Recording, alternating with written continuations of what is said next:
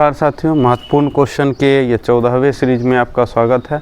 आज हम क्या करेंगे, महत्वपूर्ण क्वेश्चन से रिलेटेड जो है बोर्ड एग्जाम से रिलेटेड महत्वपूर्ण क्वेश्चन, कुछ और महत्वपूर्ण क्वेश्चन हम लेकर आए हैं। ऑब्जेक्टिव क्वेश्चन है, चलिए देखते हैं। पहला क्वेश्चन एक एक करके कुछ क्वेश्चन लेकर के आए हैं। छोटा छोटा क्वेश्चन है, ठीक है। देखिए, कहता है कि किसी पूर्णांक q के लिए, किसी पूर्णांक q के लिए, ये q है, विषम पूर्णांक। ये विषम पूर्णांक किस टाइप का होगा, हम डायरेक्ट जो है सो शॉर्ट में सिर्फ क्वेश्चन समझा के आंसर लिखते हैं। तो विषम पूर्णांक देखिए जनरली क्या होता है, 1, 3, 5, 7 इस तरह से होता है। तो विषम पूर्णांक यहाँ पर क्यू का रहा है। तो अब देखिए, अगर मान लेते हैं यहाँ पर ये जो है n है, ये अभी n का वैल्यू नेचुरल नंबर होगा तो 1, 2, 3, 4 रखेंगे तो ये विषम पूर्णांक तो नहीं हुआ। अब क्या करेंगे, n का वैल्यू मान लीजिए 1 लेना पड़ेगा सीरियल वाइज, इसलिए इसको इस तरह से लिखा जाता है विषम पूर्णांक।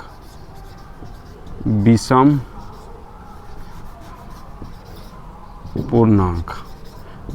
पूर्णांक 2q। अब देखिए 2q अगर ले लेते हैं तो 2, 3, 2, 4, 6, 8 इस तरह से निकलना शुरू हो जाएगा, इसलिए यहाँ 1 लिखेंगे, 1 लगा देंगे, ठीक है। किसी भी पूर्णांक q के लिए विषम पूर्णांक मतलब यह कोई भी पूर्णांक है q, अब q का वैल्यू कुछ भी रखेंगे तो निकल के आएगा, विषम ही हमेशा आएगा। बस यही था, थोड़ा सा समझाना था इसको। आइए एक आगे वाला क्वेश्चन देखते हैं। आगे क्वेश्चन कहता है कि a1x b1y c1 equal to 0, a2x b2y c2 equal to 0, ये दो इक्वेशन दे दिया है। अब कहता है कि इसको समानांतर होने का शर्त बताइए, ठीक है। समानांतर हम सारे शर्त बता देते हैं, याद अब रखना आप लोगों का काम है। देखिए a1/a2 इक्वल टू b1/b2, ये नॉट इक्वल टू b1/b2, तो ये है यूनिक माने अद्वितीय हल होने का शर्त। अब देखिए a1/a2 बराबर b1/b2 not equal to c1/c2। अब देखिए इसका कोई सॉल्यूशन नहीं होता है। अब इसका कोई सॉल्यूशन नहीं होता है तो इसका कोई सॉल्यूशन क्या होता है, सबसे पहले इस बात को समझने की ज़रूरत है। देखिए दो रेखा है, अभी दो रेखा है तो एक दूसरे को कहीं पर कट करेगी, प्रतिच्छेद करेगी। अगर एक बिंदु पर प्रतिच्छेद करेगी तो यूनिक सॉल्यूशन होगा, ठीक है। और दूसरा, थोड़ा सा इसको पहले बराबर कर लेते हैं। दूसरा है कि इस टाइप का condition a1/a2 equal to b1/b2 equal to c1/c2 अगर ऐसा होता है तो इनफाइनाइट नंबर ऑफ सॉल्यूशन होता है। इनफाइनाइट नंबर ऑफ सॉल्यूशन होता है मतलब अनंत बिंदु पर टच करता है। इसका मतलब है कि इसका जब हम ग्राफ समझने की कोशिश करेंगे तो ये दोनों लाइन एक ही सिर पर एक ही रेखा बना रही है दोनों, इसलिए इनफाइनाइट नंबर ऑफ सॉल्यूशन होगा। जितना भी पॉइंट लेंगे दोनों को सेटिस्फाई करेगा, ठीक है। अब तीसरा आता है 1/a2 equal to b1/b2 equal not equal to c1/c2। अब ऐसी स्थिति में क्या होता है, तो एक तो था कि सॉल्यूशन वाला प्रतिच्छेद कर रहा है एक बिंदु पर, ये अनंत बिंदु पर कर रहा है, इसलिए दोनों सॉल्यूशन हुआ। अब यह जो है सिर्फ कांस्टेंट टर्म अलग है, अर्थात अगर इसका ग्राफ हम खींचेंगे तो कुछ इस टाइप का ग्राफ बनेगा, ठीक है।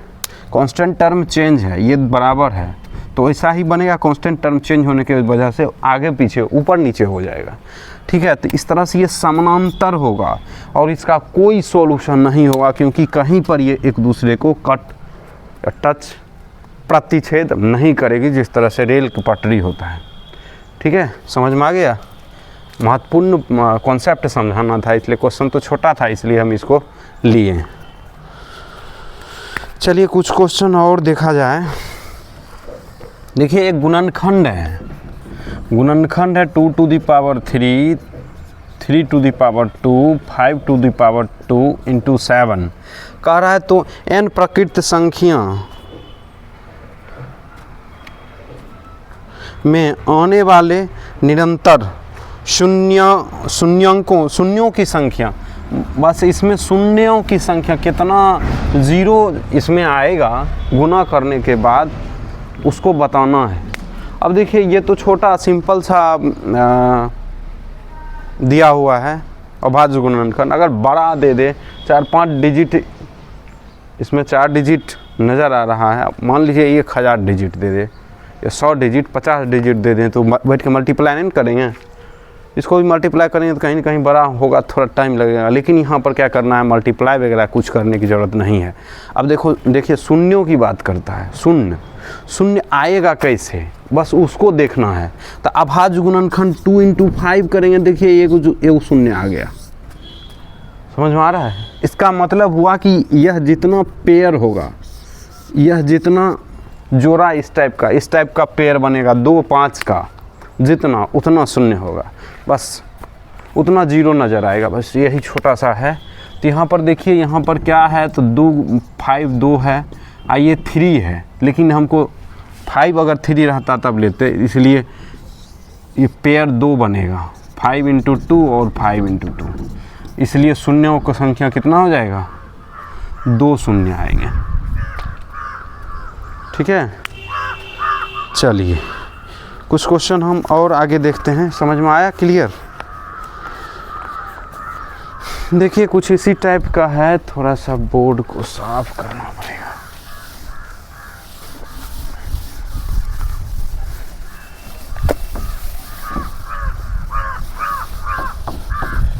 क्वेश्चन छोटा छोटा जरूर है, लेकिन कॉन्सेप्चुअल क्वेश्चन है।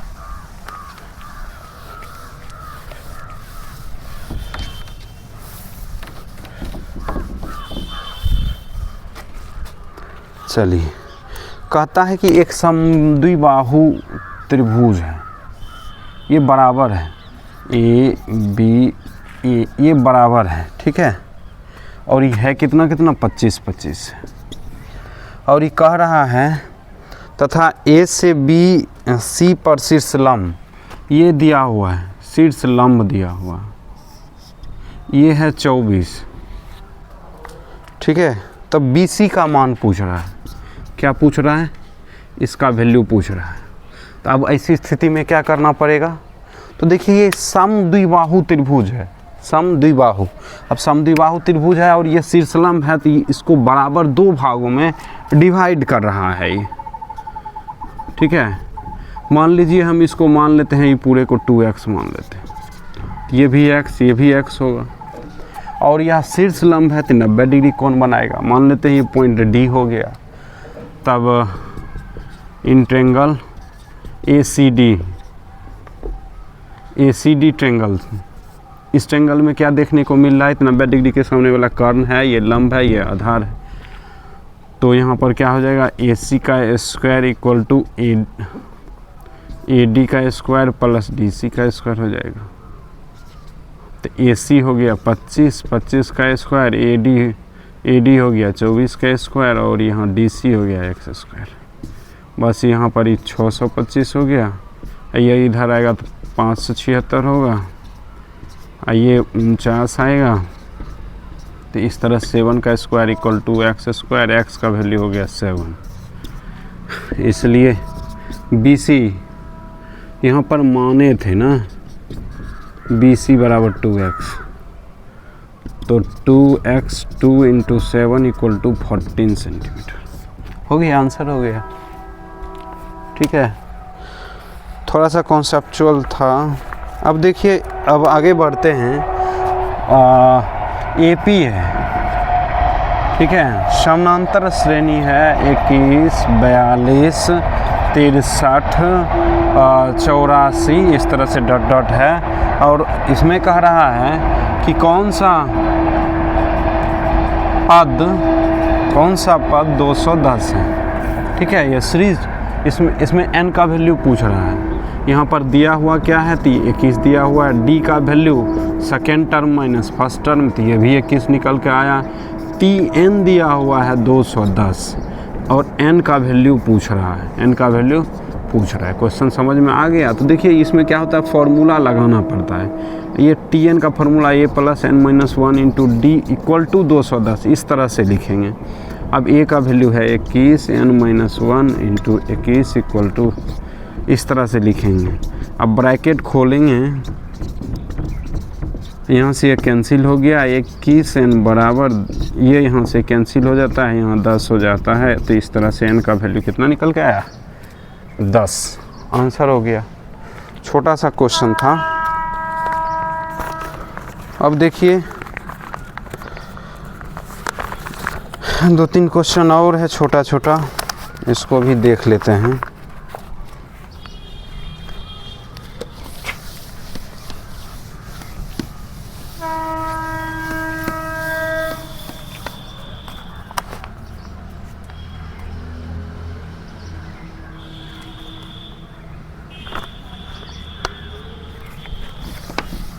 दो तीन क्वेश्चन और है।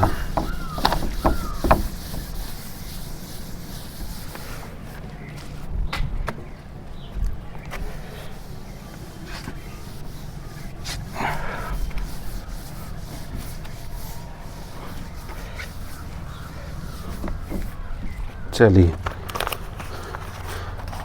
देखिए, यहाँ पर कहता है कि सिद्ध कीजिए कि a b प्लस सी और b c plus a c a plus b है ना, संरेख है।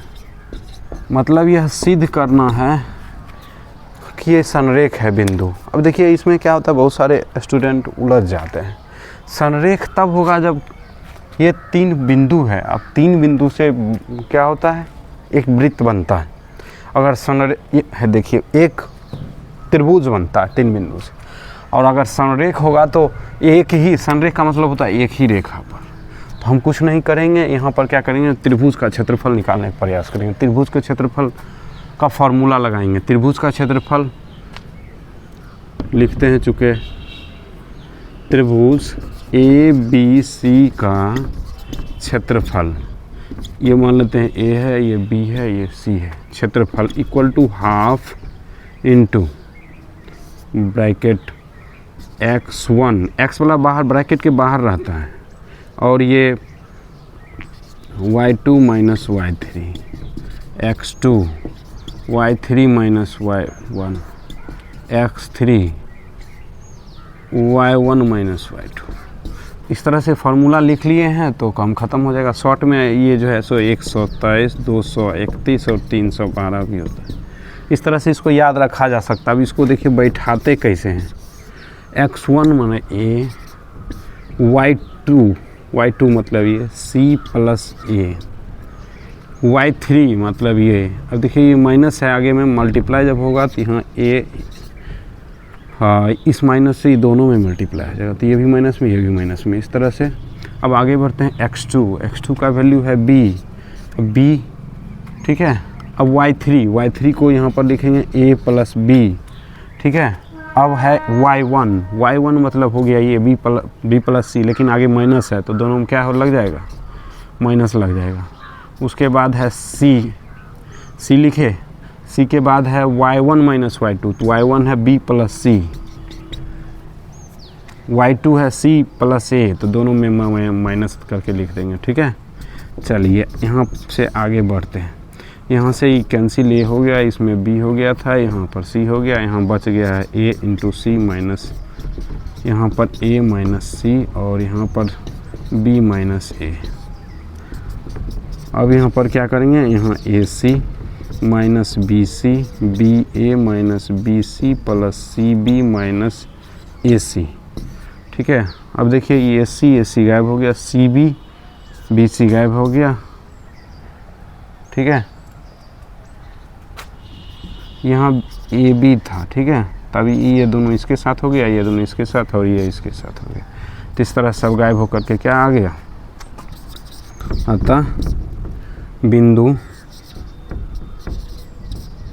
ए बी तथा सी संरेख है। हो गया। हाँ, थोड़ा सा बड़ा क्वेश्चन था लेकिन ज़्यादा कुछ था नहीं इसमें। देखिए कुछ क्वेश्चन और है। 4a equal to cosec a minus 20, कुछ नहीं कर रहा है, a का वैल्यू पूछ रहा है और कुछ भी नहीं कर रहा। अब इस टाइप का क्वेश्चन दिखाई दे रहा है तो सेक कॉसेक में एक रिलेशन होता है, sec 90 minus theta equal to cosec theta, बस इसका ध्यान रखना है। तो यहाँ पर क्या करेंगे, यहाँ लिखेंगे cosec 90 minus theta equal to cosec, इसको उतार देते हैं a माइनस 20। तो यहाँ से कॉसेक कॉसेक गायब हो गया, 90 minus 4a equal to a minus 20 हो गया। इसको इधर कर देते हैं, इसको इधर कर देते हैं, ये इधर आएगा तो 90 minus 20 equal to 4a plus a हो जाएगा। तो कितना हो गया 70 इक्वल टू 5a, यहाँ से कैंसिल होकर के a का वैल्यू हो गया 14 डिग्री। इस तरह से ये आंसर हो गया। ठीक है, चलिए इसी तरह एक लास्ट क्वेश्चन और देख लिया जाए, उसके बाद छोड़ देंगे। तो बहुत अच्छा क्वेश्चन था, लोग बैठ के रिवीजन करते रहिए और पढ़ते रहिए।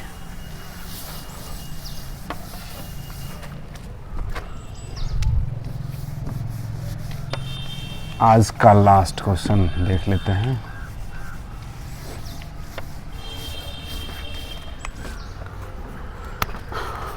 छोटा सा क्वेश्चन है यहाँ पर, -2x into 1 plus 3k plus 7 into 3 plus 2k equal to 0। बस इसमें कह रहा है मूल वास्तविक और समान, वास्तविक और समान है। अब वास्तविक और समान होता है तो इस स्थिति में सबसे पहले क्या करते हैं, इसको इस तरह से x² plus bx plus c standard form से तुलना करेंगे तो a का वैल्यू 1, b का वैल्यू यहाँ पर x को छोड़ करके पूरा लिखना पड़ेगा -2 इंटू 1 प्लस 3k और c का वैल्यू 7 3 प्लस 2k। ठीक है, अब देखिए मूल वास्तविक और समान होता है तो कब, तो d बराबर 0 होता है। अब d बराबर 0 का मतलब b² माइनस 4ac बराबर 0। एक मिनट, अब यहाँ पर क्या करेंगे, b² इक्वल टू 4ac। अब b का वैल्यू यहाँ है -2 इंटू 1 प्लस 3k, ये पूरा का square equal to 4, 7 into 4 3 plus 2k हो गया। बस इसको सॉल्व करना है, यहाँ से रिजल्ट निकल जाएगा। तो ये हो जाएगा 4 1 प्लस 3k का whole square equal to 7 into 4 3 plus 2k। यहाँ से 4 कैंसिल कर देंगे, ये हो जाएगा 1 plus 9k square plus 6k equal to 21 और प्लस 14k। और सबको एक साथ ले आएंगे तो 9k square plus 6k plus 1 minus 21 minus 14 equal to 0। 9k square यहाँ से इसको माइनस करेंगे तो -8k माइनस 20 इक्वल टू 0। अब देखिए इसका सॉल्यूशन कैसे होगा। तो यहाँ पर गुणनखंड करेंगे, गुणनखंड कैसे होगा, चलिए इधर लिखते हैं इसको। इधर लिखने के पहले 9 इंटू 20, ठीक है, तो 3 इंटू 3 इंटू 2 इंटू 2 इंटू 5, और कुछ नहीं हो सकता है।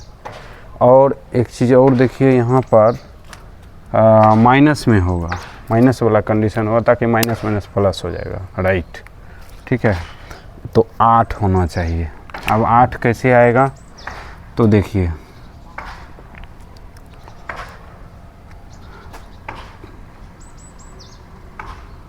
तीन,